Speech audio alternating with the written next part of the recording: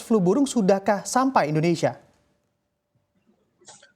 Pada saat itu ya, tapi sekarang yang seperti disebutkan tadi di Jepang sekarang ini ada pemusnahan sampai dengan 10 juta.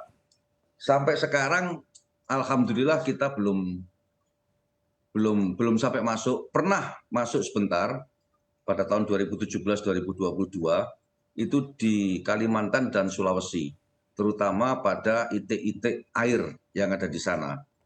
Nah, tapi habis itu sampai sekarang mudah-mudahan tidak akan masuk, tergantung dari proteksi Indonesia. Bagaimana kita ini terus berupaya untuk mengupgrade virus-virus yang datang, karena virus itu bisa mutasi dan melibatkan beberapa perusahaan-perusahaan yang sudah memproduksi vaksin di Indonesia. Oke, baik. Saya akan kembali ke Pak Anton. Pak Anton, sebetulnya Anda melihat kinerja dari Dinas Peternakan yang khususnya di daerah begitu ya, dalam pengawasan terkait adanya virus flu burung saat zaman Anda dan Anda melihatnya di zaman saat ini, apakah ada perubahan ataupun ada perubahan menuju yang lebih baik terhadap pengawasannya? Gini ya, secara umum masalah pengawasan ini masalah besar buat kita.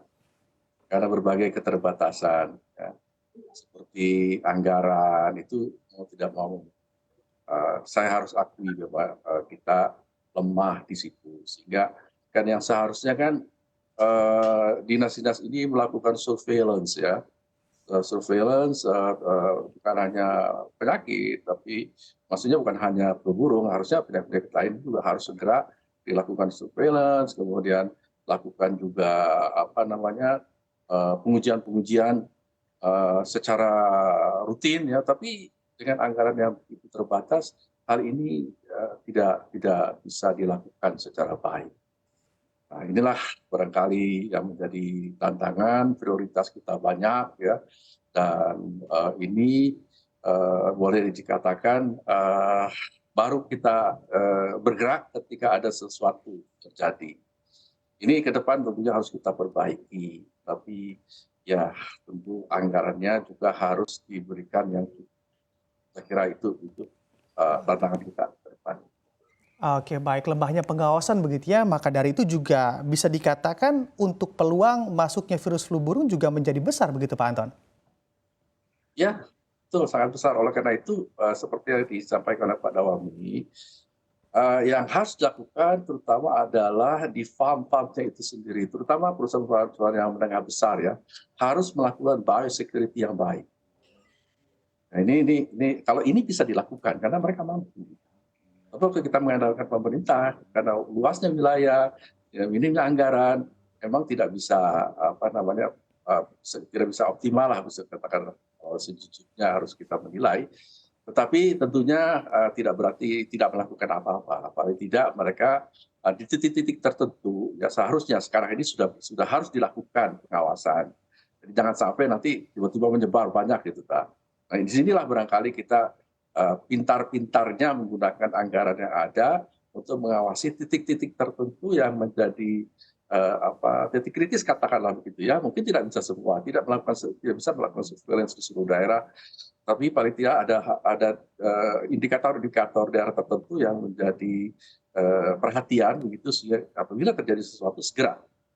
Kuncinya adalah kalau ada terjadi segala sesuatu segera bertindak, itu saja. Itu kalau itu mau nggak mau anggaran dari tempat lain harus segera dikerahkan. Kalau tidak, kasihan masyarakat kita ya. Kerugiannya akan sangat besar sekali karena ini luar biasa kalau sudah terjadi, bisa terjadi kematian massal.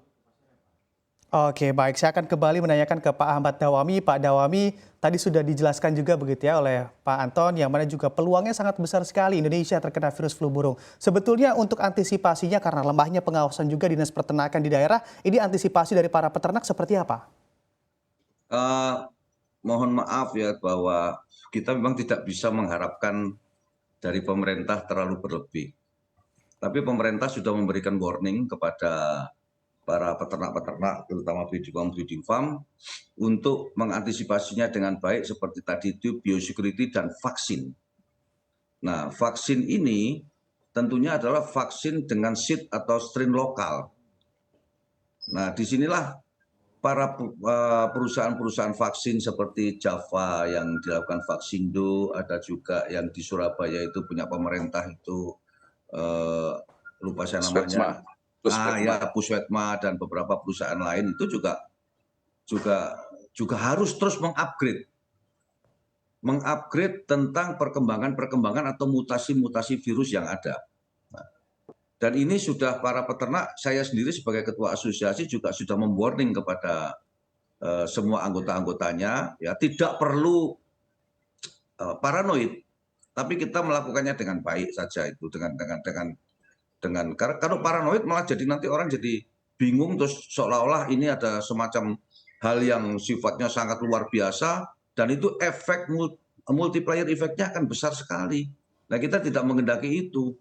Padahal flu burung itu sendiri sebenarnya tidak begitu berbahaya bagi manusia kalau proses sesuai dengan yang biasa, dimasak dengan baik, dipotong dengan hygiene di dalam rumah potong yang baik dan sebagainya. Tapi kan masyarakat kita ini kan masyarakat umum yang kadang-kadang belum begitu mengerti secara detail sehingga dia khawatir nanti ini malah jadi masalah bagi Indonesia gitu, terutama di bidang peternakannya. Jadi antisipasi sudah ada, Bapak. Oke, baik. Pak Dawami, tadi Anda sebutkan salah satu bentuk antisipasinya adalah memberi vaksin. Nah, untuk para peternak sendiri sejauh ini vaksinnya diberikan gratis oleh pemerintah atau peternak harus membeli vaksinnya?